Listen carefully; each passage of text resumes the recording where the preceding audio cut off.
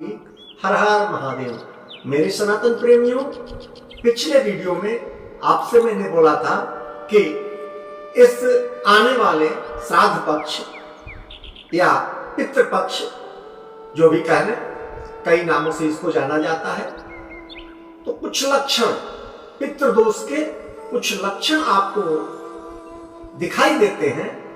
इसके बारे में मैं आपको विस्तार से बताना चाहता हूं।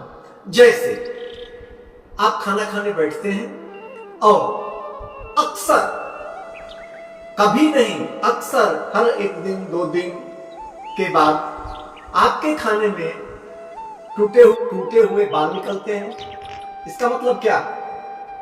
जैसे कभी निकल गया तो अचानक हो जाती है ऐसी बातें।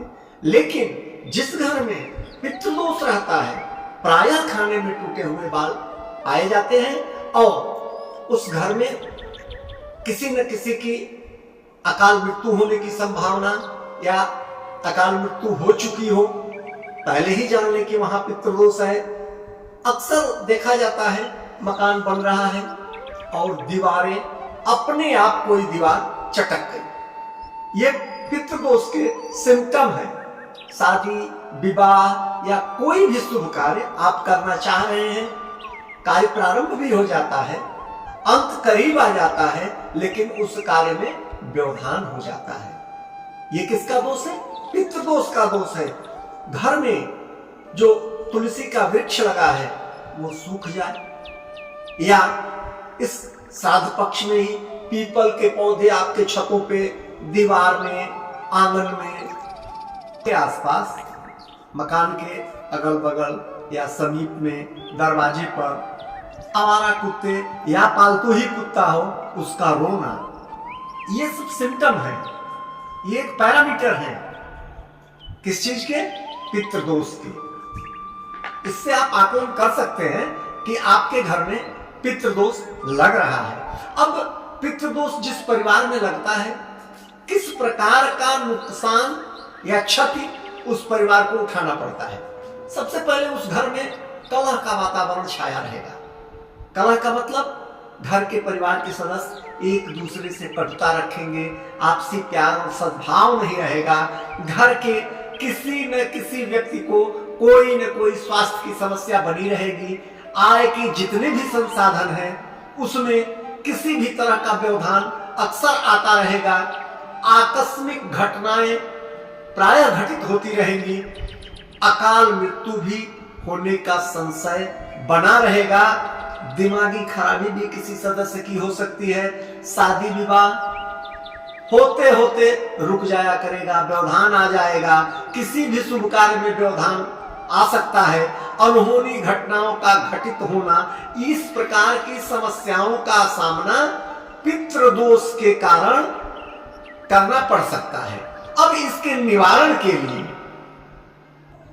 तो अब निवारण के लिए मेरे समझ से सबसे उपयुक्त और श्रेष्ठ समय यह श्राद्ध पक्ष अथवा पितृपक्ष होता है, जिसमें आप श्रीमद् भागवत के द्वारा श्रीमद् भागवत का पाठ करा लें। पितृदोष से मुक्ति के लिए पिंडदान करें, पितृ तर्पण करें, नारायण बलि विधि विधान से करावें, या पितृ गायत्री करा लें, गरुड़ पुराण सुन लें। इस तरह के तमाम कर्मकांड की विधाएं हैं। और भी छोटे छोटे भी उपाय हैं जो सामर्थ्यहीन व्यक्ति है उसके लिए भी व्यवस्था दी गई है। और उन व्यवस्थाओं की जानकारी सुशिक्षित कर्मकांडी ब्राह्मणों द्वारा, कर्मकांड के ज्ञाताओं द्वारा जानकारी कर, उनसे सहयोग प्राप्त कर, और इस दोष से जब आप छुटकारा ले लेंगे तो आपके जो पितर हैं, जो आपके पितर हैं, जो आपके पूर्वज हैं, उनका मोक्ष भी होगा। अधोगति से वो मोक्ष को प्राप्त होंगे और आप चतुर्दिक देखेंगे। एक आमूलचूल परिवर्तन, एक अकस्मात आपको इस तरह का आभास होने लगेगा। एक आभा मंडल का सृजन होगा आपके चतुर्दिक, जिससे हर क्षेत्र में आप अपने को सुखी, संपन्न और विकसित पाएंगे। जो भी काम आपको ऐसा लगेगा अब आप सोचे भी नहीं होंगे जिस कार्य के बारे में, वो काम आपका सरलतम तरीके से संपन्न होता दिखाई देगा। एक आश्चर्यजनक परिवर्तन आपके जीवन में आएगा और हर तरह से खुशियां लेकर आएगा। मेरे सनातन प्रेमियों, पितृदोष का दूर होना उतना ही आवश्यक है जितना अपने शरीर को जिंदा रखने के लिए प्राणवायु को चलाना अर्थात सांसों को चलाना। नरक हो जाती है जिंदगी जिस घर में पितृदोष लगता है।